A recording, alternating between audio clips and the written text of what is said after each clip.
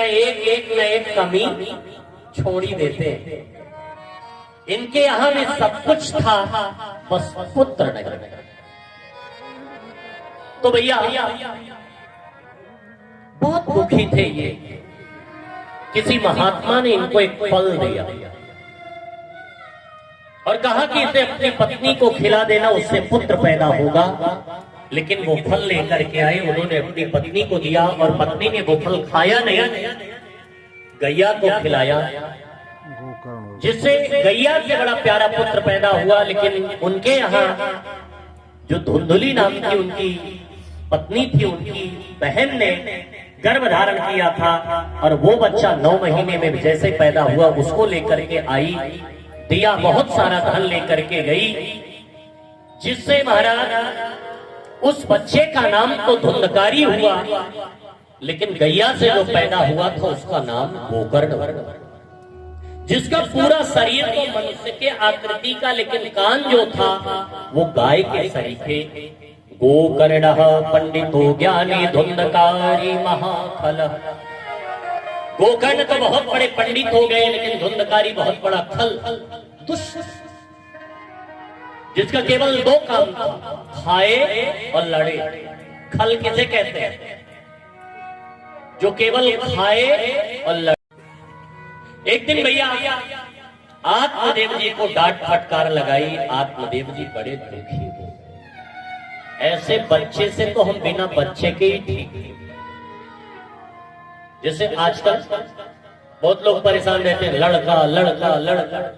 अच्छा, लड़का किसे कहते हैं जानते हैं? प्राय अपने बच्चों का परिचय 3 शब्दों से कराते हैं लोग। गुरुजी ये हमारा लड़का है, कुछ लोग गुरुजी हमारी लड़की है। अच्छा, लड़का किसे कहते हैं जानते हैं? लड़की कौन होती है जानते हैं? कुछ लोग कहते हैं गुरुजी, कुछ कहते हैं बेटी है, कुछ कहते हैं गुरुजी हमारा पुत्र है, कुछ कहते हैं पुत्री है हमारी। अच्छा, बेटा, पुत्र, पुत्री, इनमें अंतर क्या है जानते हैं? लड़का किसे कहते हैं जानते हैं आप? अरे भैया, जो माँ बाप से हमेशा लड़ता रहता है वो कौन है? लड़का। लड़की किसे कहते हैं? जैसे कोई अपने सुपुत्री का परिचय का, गुरुजी हमारी लड़की है, तो समझ लो बहुत लड़ती है। जो लड़ती है वो कौन है? लड़की है। बेटा किसे कहते हैं? बेटी कौन होती है? जो बंटवारा करवा देता है। कुछ बच्चे होते हैं जैसे जो कहते हैं बाबू हमारे हिस्सा बांट दो। जो बंटवारा करवा दे वो कौन है? बेटा, बेटी। लेकिन पुत्र किसे कहते हैं? पुत्र, पुत्री को। और नोट कर लेना भैया, पुत्र होना भाग्यशाली है, पुत्री होना सौभाग्यशाली है। विष्णु पुराण में वर्णन आता है 10 पुत्र समम कन्या। 10 पुत्र के बराबर एक कन्या होती है। धन्य होती है वो माँ जिस माँ की कुक्षी से पुत्री का जन्म होता है। कौन कहता है कि बेटा नहीं है तो उद्धार नहीं होगा? कहां लिखा है कि पुत्र नहीं है तो उद्धार नहीं होगा? कौन कहता है? पढ़िए इधर विष्णु पुराण, वर्णन आता है 10 पुत्र समम कन्या।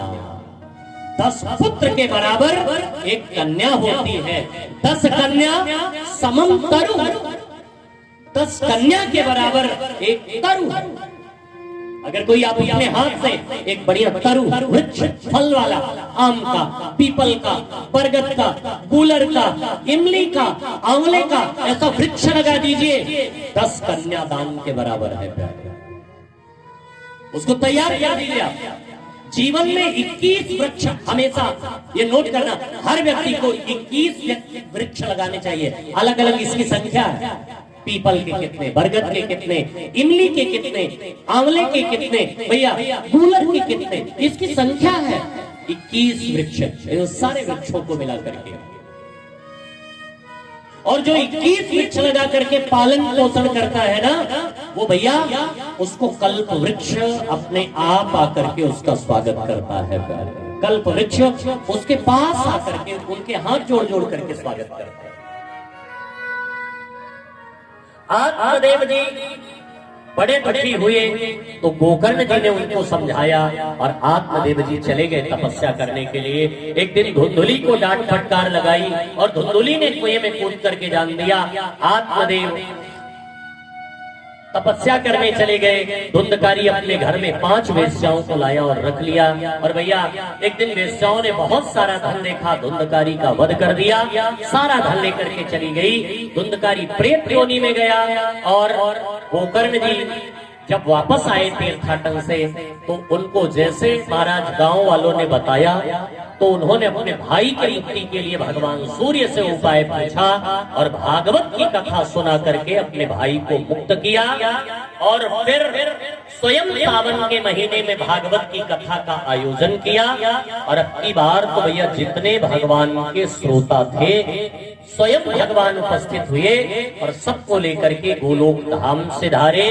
और भैया महात्मा के फिर 6ठे अध्याय में भागवत की कथा का वक्ता कैसा, श्रोता के नियम क्या है, ये सारी बातें लिखी गई हैं। खाना क्या चाहिए,